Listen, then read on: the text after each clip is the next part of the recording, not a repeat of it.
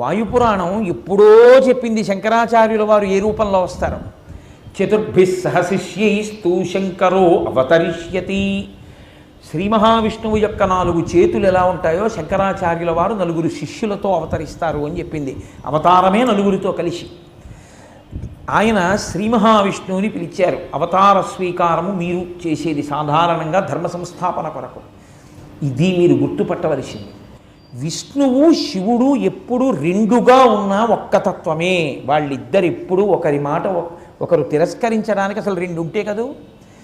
అసలు ప్రతిజ్ఞ ఎవరిది? ధర్మ సంస్థాపనార్థాయ సంభవామి యుగే యుగే అన్నది విష్ణు స్వరూపానికి.